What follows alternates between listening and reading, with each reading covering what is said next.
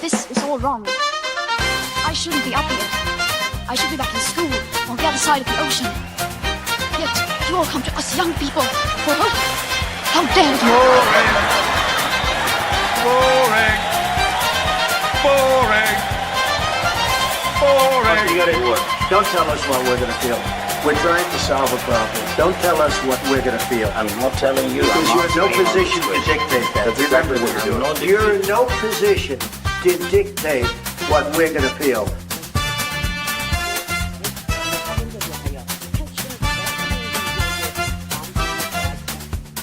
I call again for immediate ceasefire in Gaza, the return of the sausages, the hostages.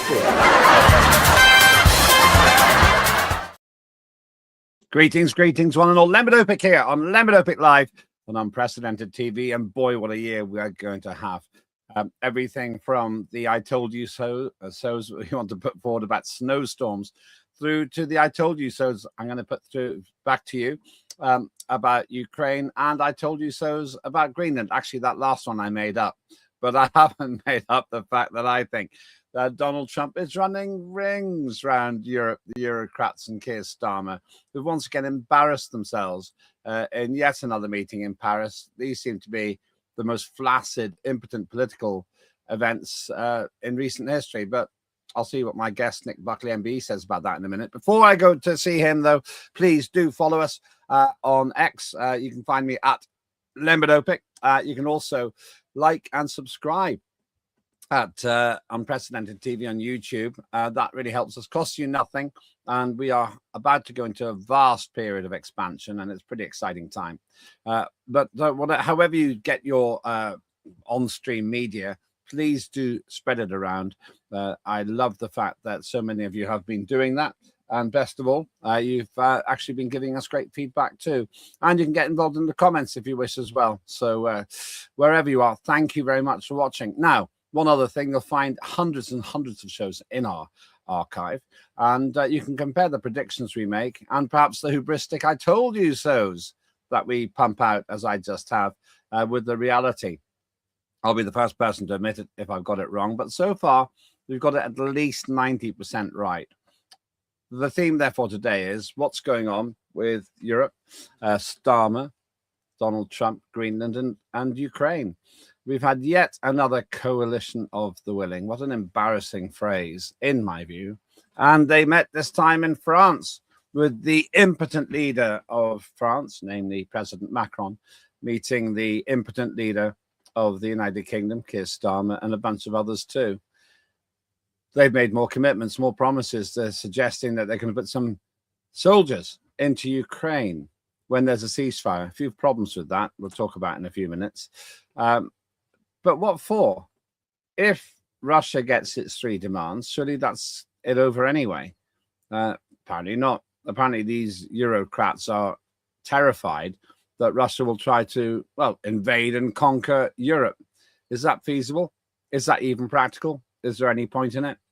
Or is this simply further evidence of the total amateurishness, and I would go further, childishness of our politicians? Joining me now, there's somebody who can never be accused of being childish. It's certainly not on air. It's Nick Buckley MBE. Nick, good to see you. And I think I'm entitled to say Happy New Year. How are you? I'm good, thank you, and Happy New Year to you and all the listeners. Viewers, they're And not on viewers, radio, you know.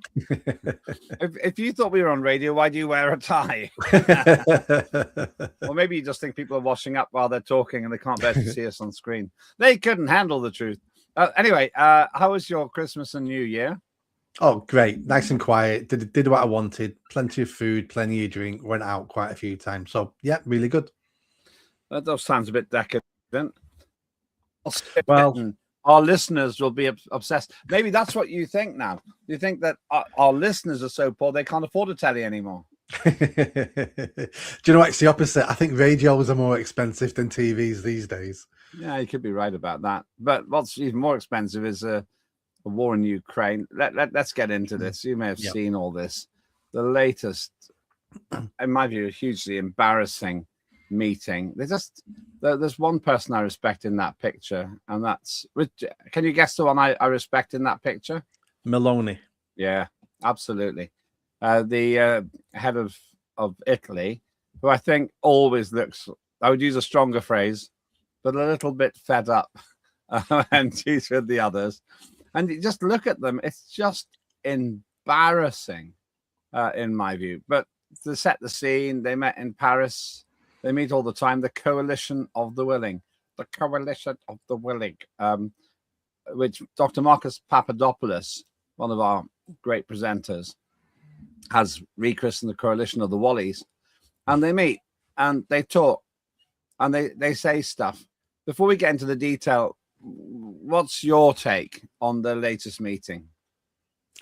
So the latest meeting, they've now decided, which I actually predicted in my New Year predictions, that's going to happen this year. I didn't realize it'd be in the first 7 days.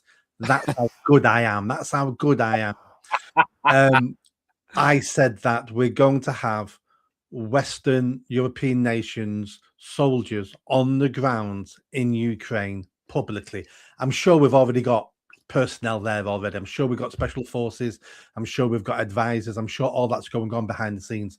But I was talking about publicly and having soldiers there. Maybe not on the front line, but saying they're peacekeepers and things like that. And that's the conclusion they've come to now at the last meeting, that they're going to send or potentially send European troops to Ukraine to keep the peace. But they've been saying this. I think you're being premature. I started the show today. If you're watching this live, of course, you're watching it in the archive. It'll be historic and you can compare what we're saying with the reality as it transpires. But I was saying this morning that they're making these commitments, but I don't believe it's anything more than that. And here's why. Let's get into this straight away. They're saying when there's a ceasefire, we'll put troops in to keep the peace. That's what they've said. Yeah. Russia has said, we're not interested in a ceasefire. That simply means that Ukraine can rearm and carry on extending the war that they're losing. They'll still lose, but they'll just carry on extending the war. And America has said that they don't want a ceasefire for various reasons. They actually want a lasting peace. So the fundamental point at the outset of the Coalition of the Wallies, and I'm not saying you're a Wally, but you have made an assumption that they've made, is there'll be a ceasefire, because without the ceasefire, there's no way to get these troops on the ground in the first place. So I'm suggesting to you this is yet another empty promise. It may sound like an empty promise, but we've been dragged into many wars on empty promises, and it's called mission creep. So at the moment, they said, if there's a ceasefire, we're going to send troops to keep the peace. There is no ceasefire. Oh, that makes us look stupid now. Russians are not afraid of us. The Americans are letting us down. We're going to send troops anyway, and that's how many wars start, by mission creep. So there's a chance we still could send troops there, and things may escalate, things may not. But we need to understand why certain Western politicians and leaders are doing what they're doing, and it's because they want. There's two reasons really. The first reason is they have to be relevant. At the moment, the Ukraine war is basically has got nothing to do with them. It's Ukraine, America, and Russia. They're the three main players here. The Western powers want to be involved. Otherwise, we're basically second world countries. But no, we had empires. We were amazing. We've got to be involved.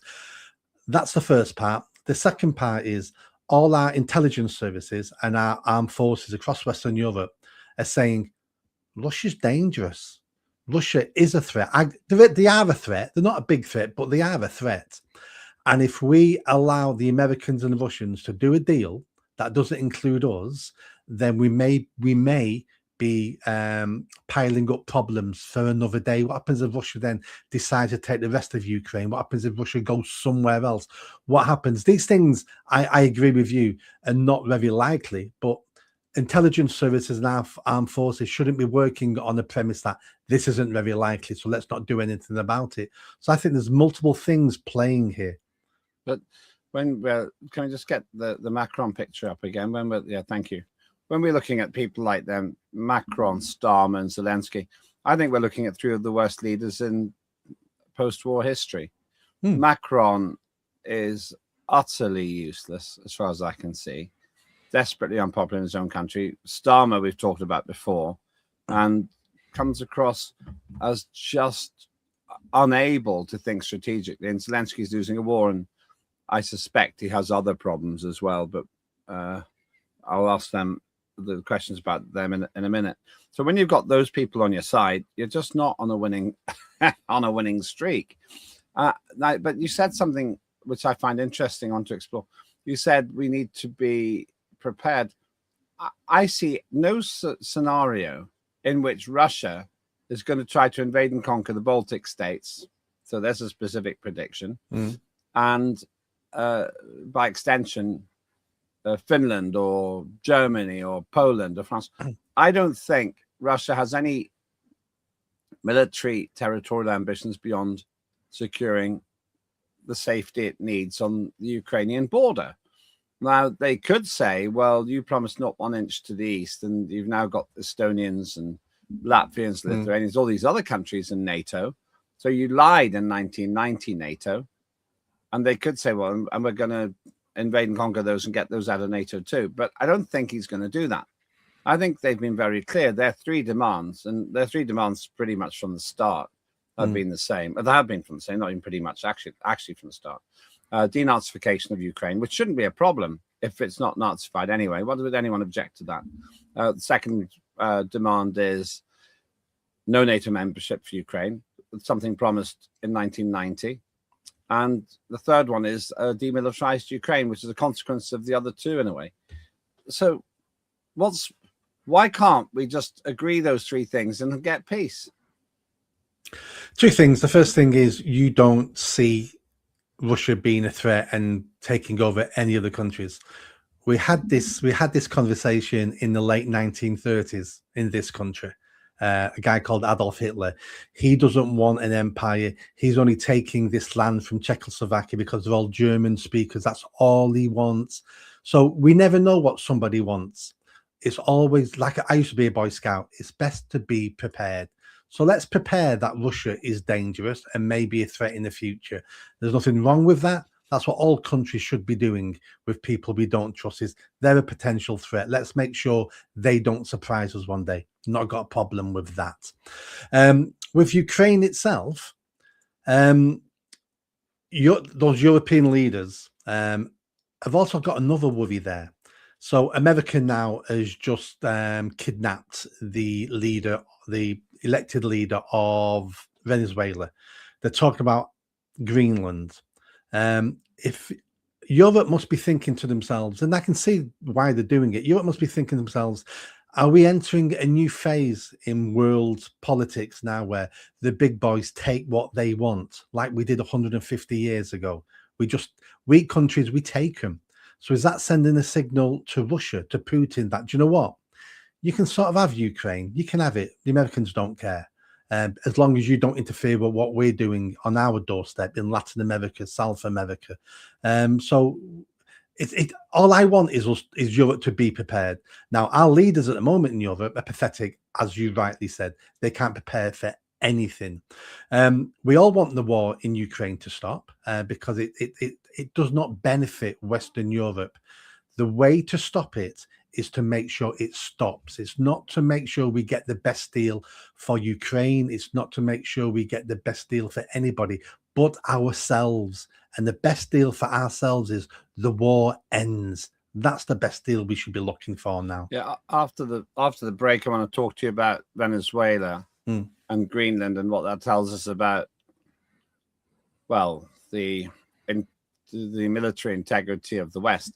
But there's a picture. They look fuzzy in that picture because they are fuzzy. That's probably as sharp as you can get with those people. But if that lot are who we depend on for our European security, we might as well just invite Putin to come in and help himself. Yeah. The idea of Keir Starmer being a war leader, that fills me with dread. I would much rather have a negotiated peace with Putin in 2026 than a non-negotiated war with him in Ukraine. But where I disagree with you is that this analogy with pre-Second World War Germany, I don't see any way that Putin would want to extend himself to that kind of a war. But What does he benefit by threatening Poland or Estonia or Latvia or Lithuania? What does he get out of that? I have no idea. Well, you must have a theory, because you're the one who postulated that we have to be ready for it. I can't see any scenario. I cannot see any scenario where he's militarily going to try to attack a mainstream European Union member. And I agree with you. I can't see a theory either. But that doesn't mean a theory doesn't exist. Just because I can't see into the mind of a lunatic doesn't mean that lunatic doesn't exist and isn't a danger. And I think the question I'd put back to you regarding Russia, you don't see them as a threat. Would you bet your life on it? Well, that's just... Well, okay, define threat, and then I might say I would bet my life on it. Define threat.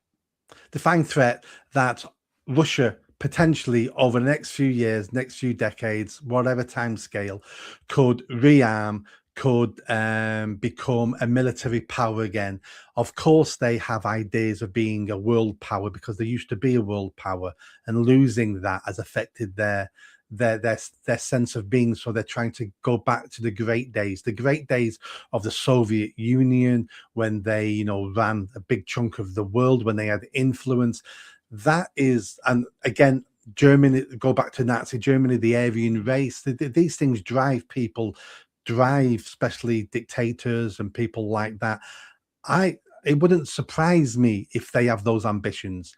Well, are they ready yet to invade Poland or do anything? I've got no idea. Do they want to? Again, I have no idea. I just don't want to take a chance. I want to make sure we've got strong walls, strong borders, a strong military, and then we don't have to worry about them. You asked me a pretty big question there. Would I bet my life on it? Would I bet my life on Russia not invading Germany in the next year? Yeah, I would. Would I bet my life on Russia not trying to invade European Union in the next million years? No. And it's just not realistic to me that it would happen in the short term. Would I bet my life on Ukraine not trying to invade other countries in the next 1,000 years? No. Ukraine, in my view, is a corrupt, broken state with corrupt, broken politicians who've been repeatedly accused of fraud and of shoveling loads of money into their own pockets from this war, because in war circumstances, it's comparatively easy to steal money if you're really determined to do it. But it's somewhere in between, isn't it?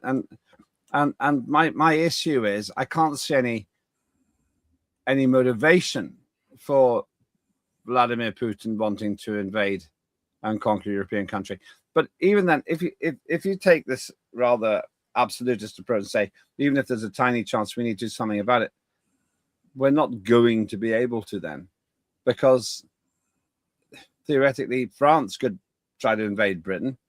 We've been at war with France before. Why don't you go back that far? Why have you chosen an arbitrary distinction? Why haven't you expressed the fact that the biggest threat, in my view, to the European Union at the moment is the phenomenal corruption associated with Ukraine, which stands to drain our resources for no reason? Why haven't you said that Ukraine's a threat? Ukraine is a threat because of the war they're in. Ukraine could develop into a threat in the future, and you're right, every country could be a threat in the future.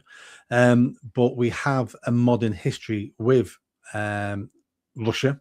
Russia is a semi-dictatorship ruled by one man who probably has ambitions. Or are you mixing that up with Ukraine? Remind me, they haven't had an election. What's the legitimacy of Ukraine, of Ukraine's leader, Zelensky? Putin had an election. You can say it was rigged or whatever, but he's had an election according to the necessary timescale. Putin has, but Zelensky hasn't. Explain that one to me. No, I agree. As we all know, Ukraine is a completely corrupt country. It's been used as a pawn between the West and Russia. We've interfered with their politics. We interfere with the running of the country. Now we're propping up this government. We're propping up their army. We're heavily involved in Ukraine because we see it as a vassal state that we want to use for our own benefits. I get all that. But this whole discussion started around the war in Ukraine. I think we all agree the war has to stop. And again, I don't really care who comes out the winner of this war. Is it Russia? They've gained land, they really won. Or is it Ukraine? They've managed to keep 90% of their country and, you know, they've come out victorious.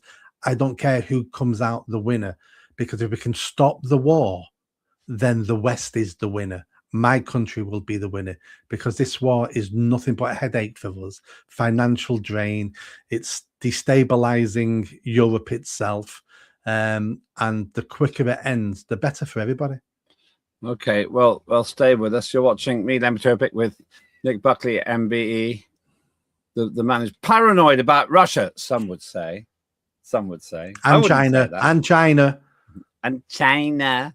And France, maybe. What about Albania? Ukraine? Okay, let me modify my statement. Nick Buckley, who's paranoid. I don't really think that. Before we go back to Nick Buckley, I want to remind you of somebody who isn't paranoid. It's a fantastic campaigner. It's Claire Dyer. She's broken at least 2 stories which became national, broke them right here on Unprecedented TV. She does Dire Consequences. We normally put them out on Tuesdays and Thursdays. Tuesdays at 0800 GMT and Thursdays at 1700 GMT, but we're going to increase that. We're going to put some of the back issues out as well soon. Absolutely brilliant. And she's very brave. Watch this.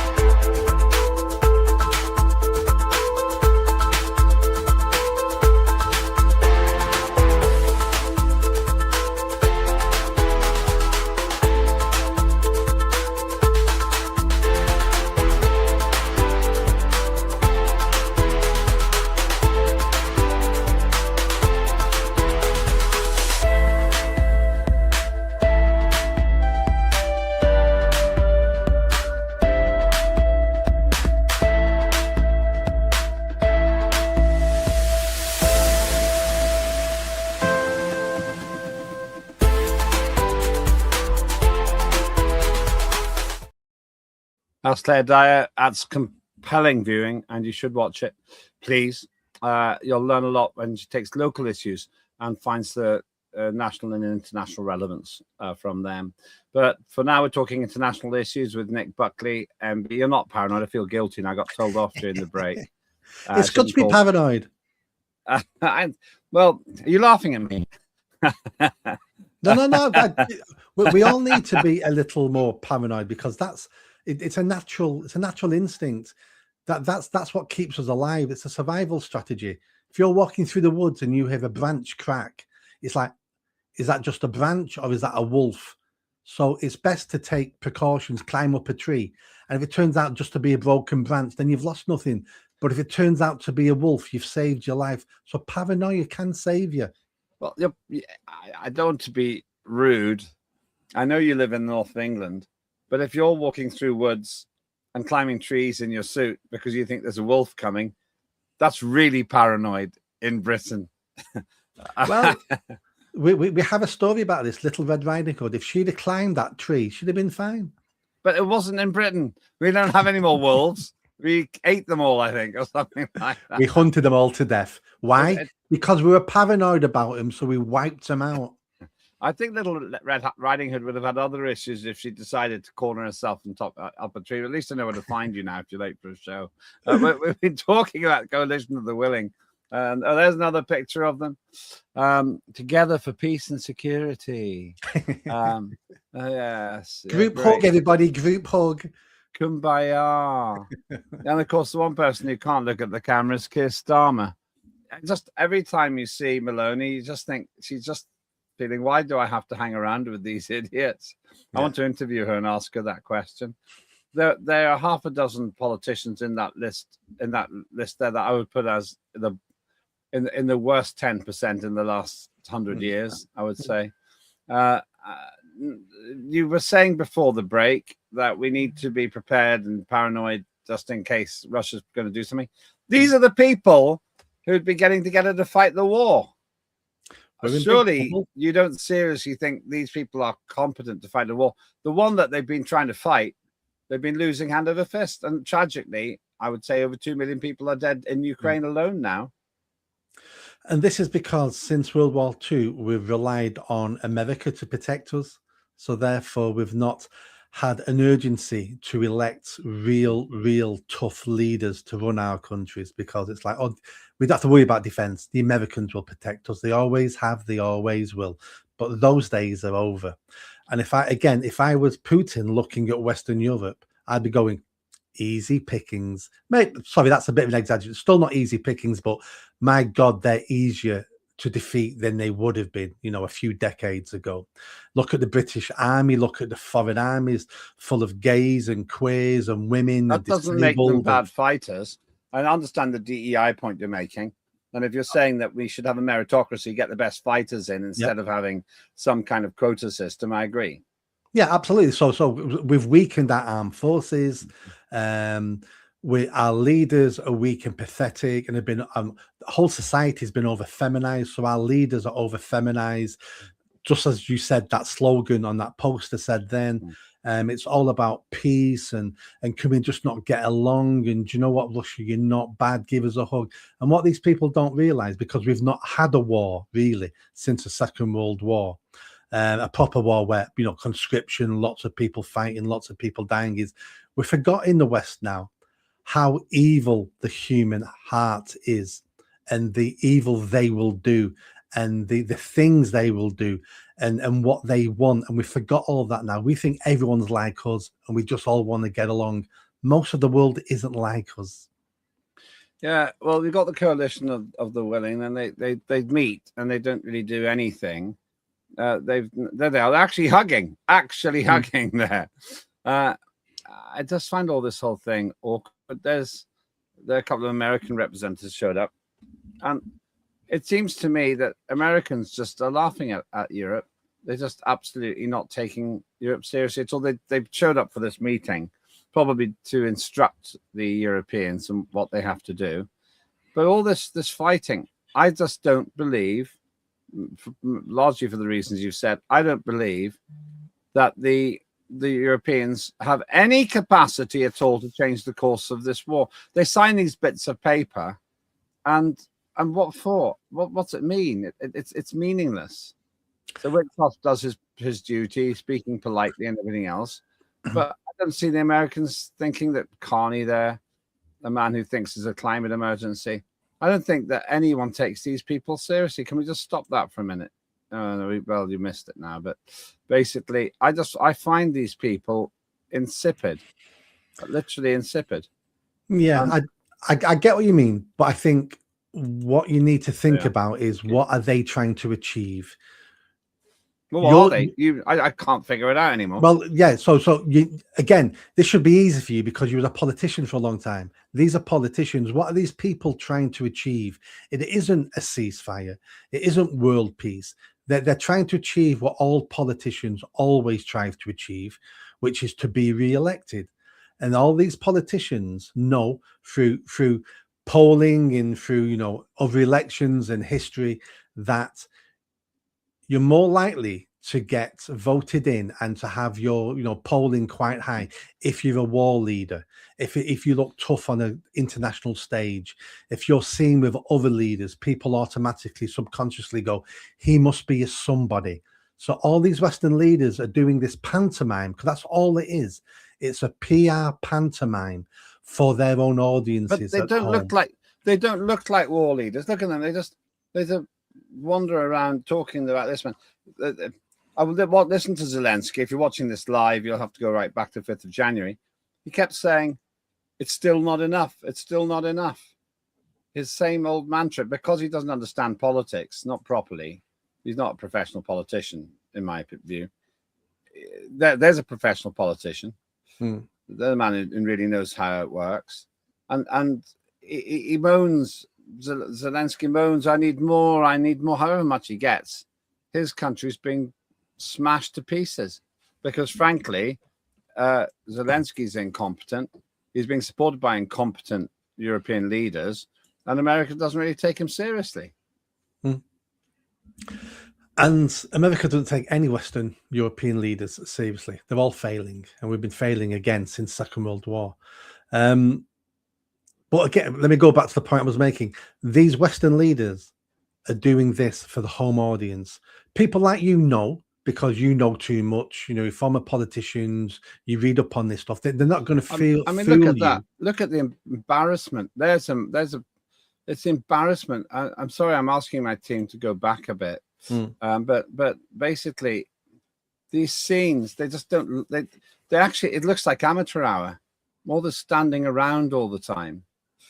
It's just look at that. Look at that. That makes you cringe. But the general person in the UK who doesn't know much about politics is looking at that and going, "Wow, Keir Starmer is with the head of France, the head of Ukraine. They're trying to get safety for the Ukrainians. They're going to take Russia. This is good PR at home for the non-political voter base." Well, what about this then? I mean, I just don't think so. I don't feel that. When you watch Trump, what's the body language here? Trump, he's not hugging Zelensky. He's not holding hands with Zelensky. He's not even really looking at Zelensky. Trump does most of the talking. I watched this whenever Zelensky arrived, and he told everybody like it is. And there's the reality. That's what's happened. Those are the bits that that Russia wants, and they're gonna jolly well get them. Trump knows this, and Trump is a heavy duty player. He doesn't go around prancing about in the coalition of the willing. He doesn't bother turning anything up most of the time. He just sends other people. So in my view, I think you're being almost overly almost, I don't know, maybe this is unfair, Nick, and shoot me down if you want to, but almost overly sympathetic to the benefit of those other meetings. I see why Trump does this, because Trump is saying all the time, I am in charge. I summoned all these people. Here I am with Vladimir Putin. Here I am in Alaska. We got our massive big aeroplanes behind us, and we worked it out. Now that I take seriously. And I, by the way, think they did work it out, because there's only one possible outcome. The three demands of Russia being met, and Trump and Putin enforcing it. And I think all the other stuff just looks lame and petty and embarrassing. I completely agree. But again, the reason why they're doing it is for the home audience, because they think it makes them look like world leaders. Does it? Do you really think that it does? To me, it doesn't, no. But but when you're failing at home, so let's look at Keir Starmer. When you're failing at home, and you can't even go out of 10 Downing Street without people singing Keir Starmer is a W, without people singing, people are shouting him all the time. Most of his cabinet have been banned from their local pubs. They're so unpopular. So you can't build up a reputation in the UK. So therefore, it has to be external. It has to be an international reputation where people then look at the paper and a couple of headlines that Keir Starmer is meeting with world leaders to solve the Ukraine war. Those things have a subconscious value. And I'm not saying it's going to work. I'm not saying he's going to be elected again, but I understand why he's doing it, why he's trying this PR stunt. But then it gets a whole lot worse, because they attack Putin for invading Ukraine, and then they say, I could see the reasons why Donald Trump would kidnap Maduro. He hasn't exactly said that, but he might as well have said that. And so on the one side, they're saying that they need to rein in naughty Putin and give money to Zelensky, who's dripping in accusations of corruption. But then when Trump does something like, well, certainly catching the president of a country with a population of 30 million people and taking the person back to England, Starmer can't condemn it. So in that case, he's absolutely undermined himself. The reason I'm saying this is because how can the public take Starmer and people like them seriously if they say Trump can do this, but it's wrong for Putin to do this, something similar? Why, for example, would they have any moral justification now to complain if Putin kidnapped Zelensky on claims of corruption? And Putin could say, well, Maduro hasn't been found guilty either. It's just an accusation. but we're going to give Zelensky a fair trial in Russia because he's obviously not going to be tried in Ukraine. What's the difference? I think the best way to round this up is shock horror. Politicians are hypocrites. Really? Of course it's a hypocritical. We always choose our friends and our foes, even if they're almost exactly the same. So you're right. Putin invades part of Ukraine and he's the new Hitler, he's evil. We've got to stop this savage. Trump invades a neighboring country and kidnaps the president. It's like, well, he wasn't a very nice man, the president of Venezuela. He was corrupt, he was evil. So we do this all the time. The reason why Western Europe are doing this is because we rely on America. We are vessels of the American regime. We are puppets. We have been, again, since the Second World War. We rely on them for our defense. We rely on them for trade. We heavily rely on them. And with a president like Trump, you can't get away with criticizing him without consequences. So therefore, they're all pussyfooting around, trying to keep their backbenchers on board, the far left on board, but not wanting to criticize Trump too much. It's all hypocrisy. I'm not sure if any of these things was right. I'm not sure if Putin should have took that land because they're all Russian speakers. I'm not sure if America should go into Venezuela to stop a drug dealing, genocidal maniac. I'm not sure. All that I know is these things we've done before. And if we're looking at regime change in Venezuela, that never works out. It didn't work out in the Middle East. Doesn't work. It's not worked out in the 70s and 80s when the CIA was overthrowing regimes in Latin and South America. I just don't think Trump cares. I think this is part of Trump's America first. If we leave death and destruction in our wake, not our problem. America first. And the European leaders are scared stiff of that. The other thing, and I want to finish on this, to complicate the situation even further, Donald Trump, as you say, has taken some rather direct action in Venezuela, many saying that's illegal.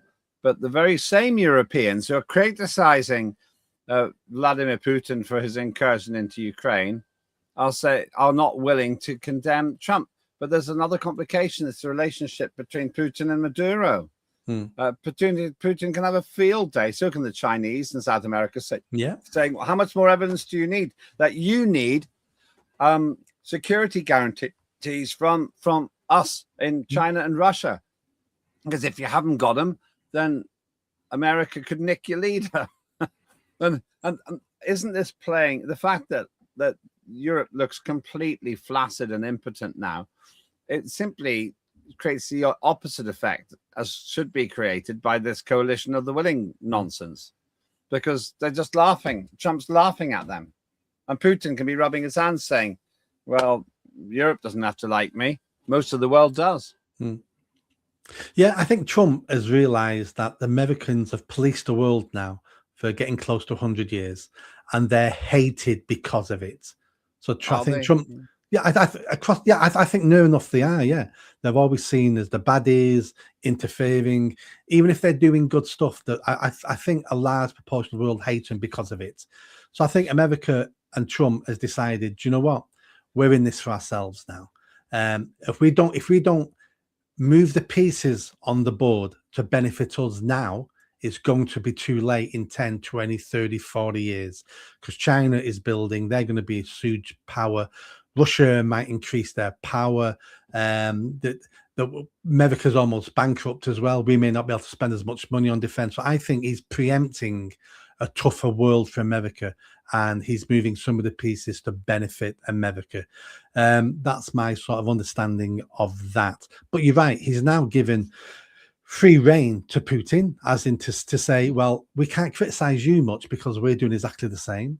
China might be looking at Taiwan going, well, here's a great opportunity now, because we can just say they're a corrupt regime and blah, blah, blah. And to a certain extent, Trump mustn't really care. I think Trump must be going, we only want influence over the areas we want influence. The rest of the world, other people can influence that. I think they're building their borders around what they're going to call the Greater America. A few comments here. Aurora says, Lemby Lamb. Thank you very much. Not sure how much that helps, but I appreciate the intimacy. Chris Jennings says, Russia aren't a threat, but NATO and the West are. And Nick Buckley, you're losing it. Russia is a powerhouse. Be very afraid of the globalists first.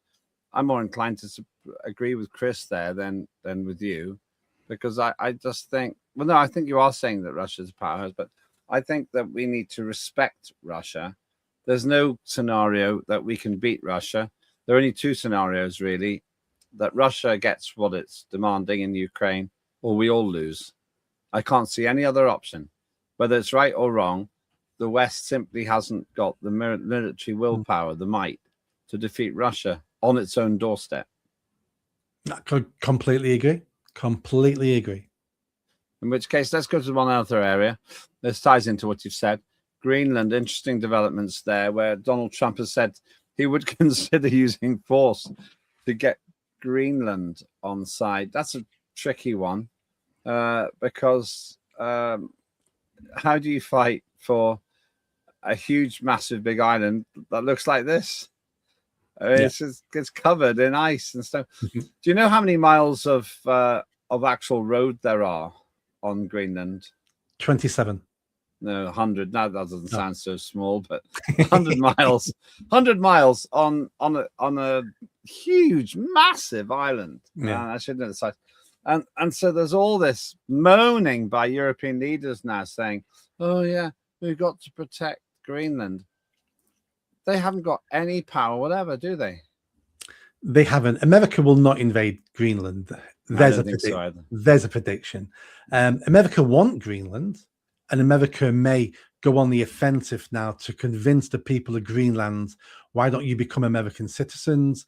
They will approach, I think it's Denmark, who owns Greenland, saying we'll buy it off you.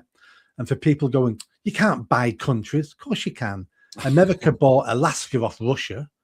You can. So the Shetland Islands were given to Scotland from Norway as a wedding present.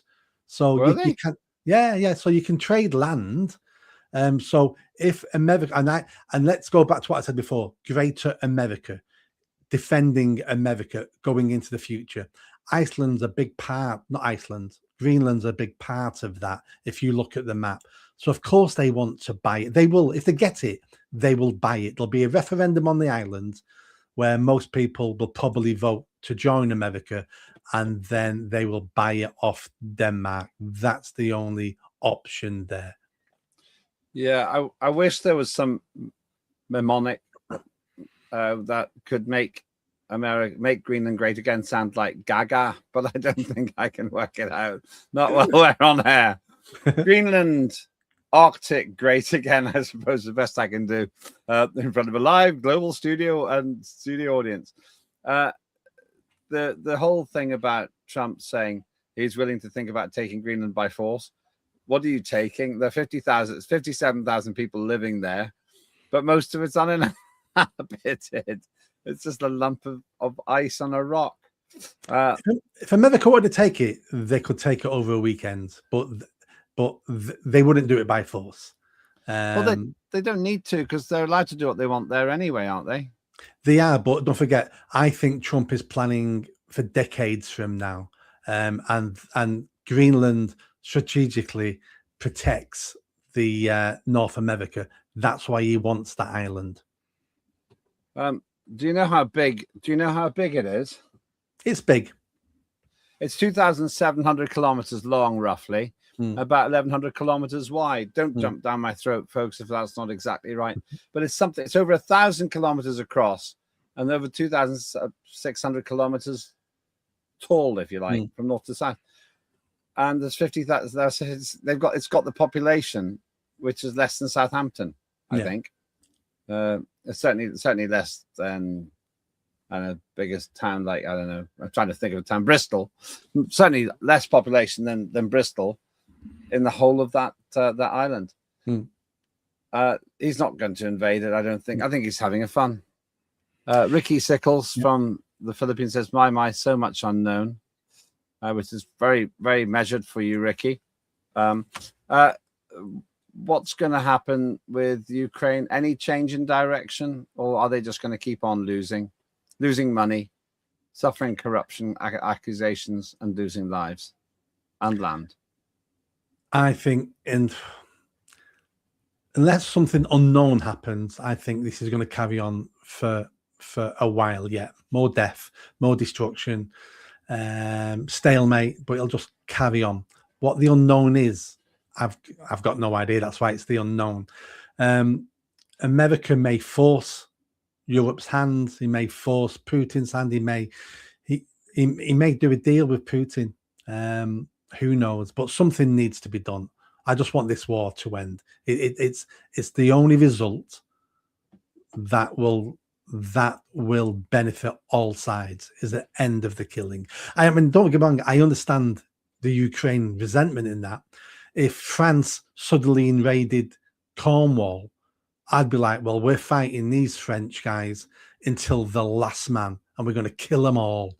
I get the Ukraine, point of view. They've taken some of our land. I get that. But it has to get to a stage where you say, this is unwinnable. We got to sue for peace. There's only two ways wars end. You either wipe out your enemy and that's the end of it, or you sue for peace. They're the only two. Good to speak to you, Nick Buckley MBE. Where can people find your podcast?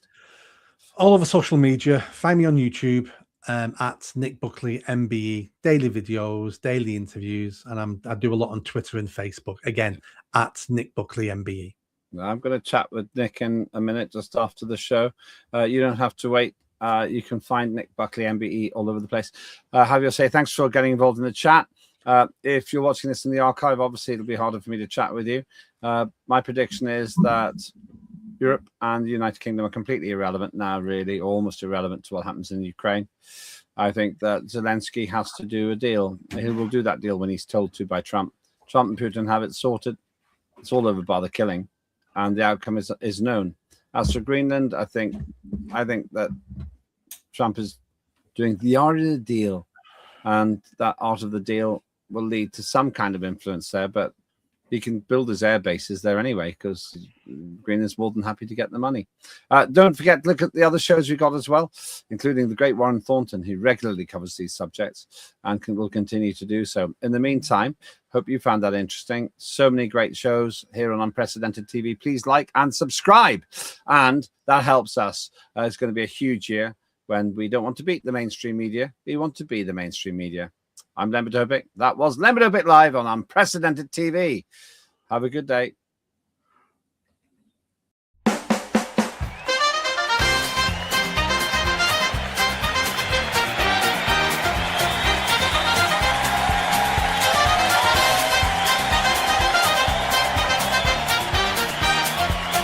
Immediate ceasefire in Gaza. The return of the sausages.